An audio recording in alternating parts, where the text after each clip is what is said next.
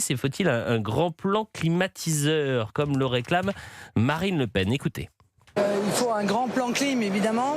Et j'avoue que quand je vois un grand hôpital qui annonce avec fierté, semble-t-il, qu'il n'y aura pas de climatisation alors qu'il est en construction, je trouve que c'est quand même en partie criminel parce que on ne peut pas condamner des personnes âgées dans les EHPAD, on ne peut pas condamner des enfants dans les écoles, on ne peut pas condamner des malades dans les hôpitaux à subir des niveaux de chaleur qui ont une influence directe sur leur santé. Il se trouve que je suis candidate à la présidentielle, donc je viens vous dire que si je suis élue présidente de la République, je mettrai en place un plan massif de climatisation en commençant par les espaces où il y a les gens les plus vulnérables, les hôpitaux, les EHPAD, les écoles.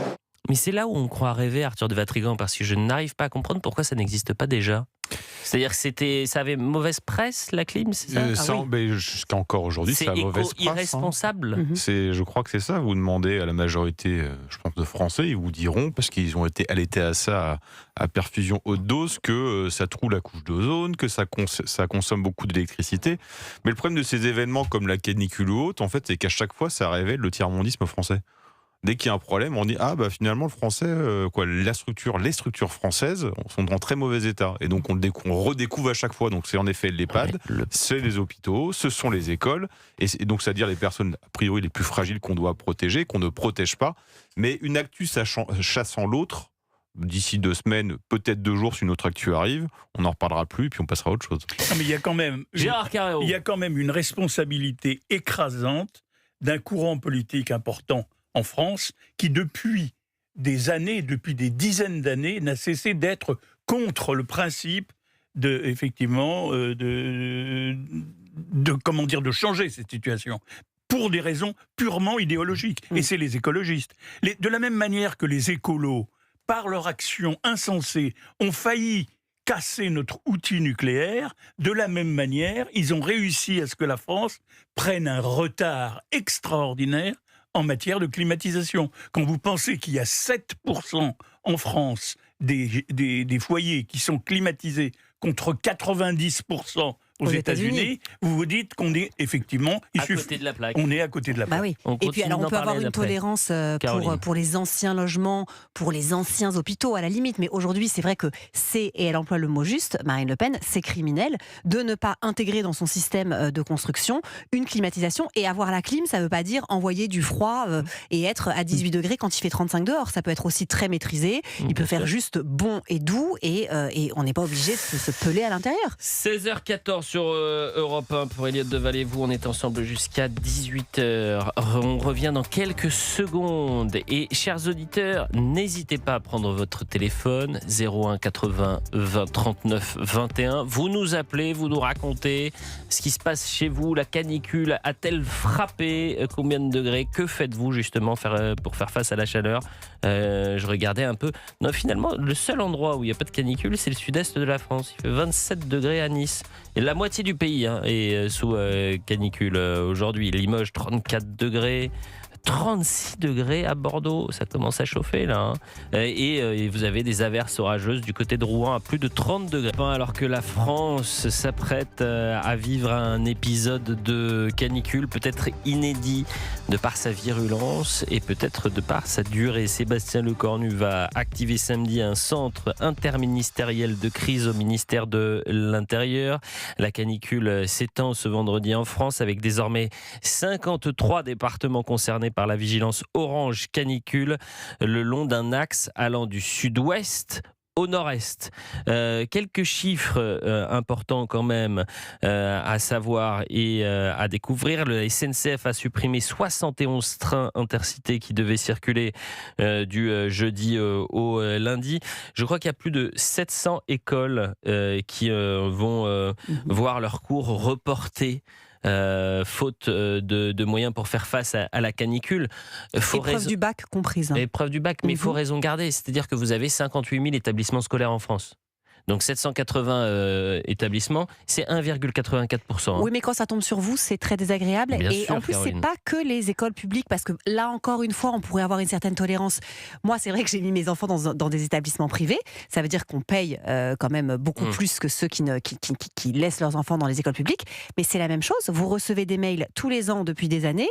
En plein cœur de l'hiver, ils n'ont pas école parce qu'il fait trop froid. Donc en fait, les enfants restent à la maison. Et là, depuis quelques jours, comme il y a un épisode de chaleur, les classes d'école ne sont pas climatisées ou prévues à l'effet de la chaleur. Et donc les enfants, pareil, restent à la maison. Et là, on se dit, mais c'est quand même fou d'en être là en 2026 quand on sait depuis des années... 784 établissements qui, là, aujourd'hui, vont devoir décaler leurs cours. C'est toujours impressionnant quand vous avez un ministre qui prend la parole et qui vous dit... qui dit aux Français, il y a 780 établissements qui sont en train de modifier leur cours. Mais si vous le mettez à l'échelle du territoire sur 60 000, c'est 1,4%. Et 80. alors, non mais c'est intéressant de regarder aussi par le petit trou de la serrure, parce qu'en fait, on est toujours à un moment donné concerné. Bien sûr que, heureusement que c'est pas massif plus que ça. C'est déjà trop. Et comme c'est déjà trop, quand il y a des choses qui se passent et qui parfois arrivent à une personne, mais c'est déjà trop, en fait. Et c'est parce que, en fait, on a le sentiment aussi que on n'a pas pris la mesure des choses, alors que ça fait des années qu'on nous les répète. Et nous, on n'est pas censé être ni l'élite, ni ceux qui prenons des décisions. Donc on s'interroge quand même, quand vous êtes à un niveau supérieur, qu'avez-vous fait ? Qu'avez-vous fait depuis 2003 et la grande canicule meurtrière, souvenez-vous, cet été 2003, qui a fait entre 15 et 20 000 morts. Laurent Nunez a pris la parole, je vous propose de l'écouter. Ce qui nous a été indiqué, donc on attend évidemment l'évolution de la situation, c'est que il est probable, mais que à partir de dimanche et donc sur la séquence dimanche, lundi, mardi, un certain nombre de départements, donc une partie du territoire national, pourrait passer en vigilance rouge, canicule. Donc, ce qui veut dire qu'on pourrait avoir des températures qui, dans la nuit, pourraient avoisiner, y compris au milieu de la nuit, les 30 degrés, et en journée, on atteindrait les 40 degrés. Marine est en direct avec nous. Elle nous appelle du Var. Bonjour Marine. Monsieur Duval, bonjour. Deval, ne faites pas comme Goldnadel. Non mais je réitère. Je sais. Je vais vous le recouper le sifflet, je vais vous le couper le téléphone. Déjà, est-ce que vous êtes en vigilance canicule pour nous appeler Marine ? Alors non, parce que dans le Var, on n'est pas en vigilance canicule, mais moi qui suis commerciale en fait, je suis sur les routes en moyenne 10 heures par jour. Et j'habite donc du coup dans le Var. Juste pour une petite anecdote toute bête, mais qui me semble complètement improbable. Je loge, heureusement, puisque j'ai cette chance, et pour moi c'est une chance, de loger dans un bâti HLM. Donc c'est une construction qui a été donc édifiée en 2021. Néanmoins, malgré le fait qu'on soit sur la commune de Fréjus, il n'y avait aucun climatiseur chauffage du coup prévu dans la construction. Donc le logis varois, puisque je dépends du logis varois en fait, m'autorise avec un devis d'une entreprise, enfin il ne faut vraiment pas que ce soit au black, il faut vraiment que ce soit déclaré, d'installer une clim.